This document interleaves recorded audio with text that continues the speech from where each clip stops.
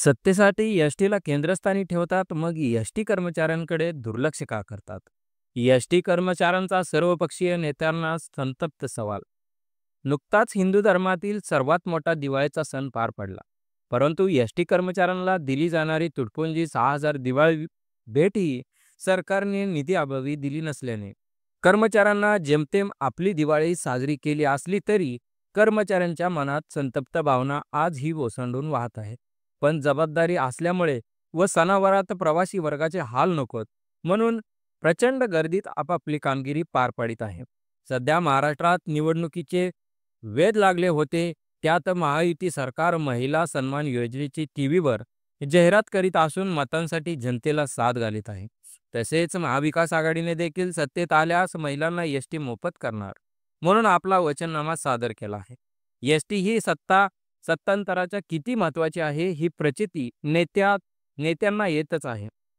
ST ही जनसेवेचे व्रत घेऊनच जन्माला आली असली तरी एसटीतून प्रवास करणाऱ्या विविध घटकांना सवलती दिलीच पाहिजे यात दुमत नाही. पण सवलत देताना त्यांची प्रतिपूर्ती वेळेत एसटीला देण्याची जबाबदारी सरकारने घेतली पाहिजे व प्रवासी कर पूर्णतः माफ केला पाहिजे.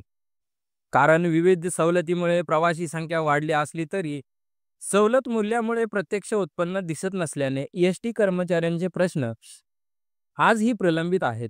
24 तास जोखीम घेऊन काम करणाऱ्या एसटी कर्मचाऱ्यांना साधा मेडिक्लेम, शासकीय अपघात विमा योजना देखील लागू नाही. हे दुर्दैव आहे आमचे. सन 2016 पासून रखडलेला करार, फरक, शासकीय वेतनातील तफावत या बाबी आजही प्रलंबित आहेत. प्रत्येक आगारात बसेच्या मेंटेनन्ससाठी साहित्य नाही, डिझेलला निधी नाही, कर्मचाऱ्यांचे पगार वेळेत होत नाहीत. तरीही एसटी सत्तेसाठी केंद्रस्थानी आणताना एसटी आणि कर्मचारी दोघांचा विचार या विविध पक्षांच्या नेत्यांनी करायला हवा. सवलत तुम्ही देता पण सवलत मूल्य देताना वित्त विभागाच्या अधिकाऱ्याच्या पोटात गोळा येतो. त्यांना असे वाटते की आम्ही एसटी कर्मचाऱ्यांना पोसत आहोत. उलट आम्ही कर्मचारी या तोडक्या मोडक्या पगारात सरकारच्या योजना राबवत आहोत. याचा विचार नवीन येणारे सरकार करेल का? नवीन येणारे सरकार एसटी कर्मचाऱ्यांच्या अपेक्षा पूर्ण करेल का? का फक्त एसटीचा वापर सत्तेसाठी राजकारणासाठीच करून परत एसटी व कर्मचाऱ्यांकडे दुर्लक्ष करणार? याचा जाब आता एसटी कर्मचारी महामंडळातील सर्व संघटनांनी व पक्षीय नेत्यांना सरकारला विचारात घेतले पाहिजे.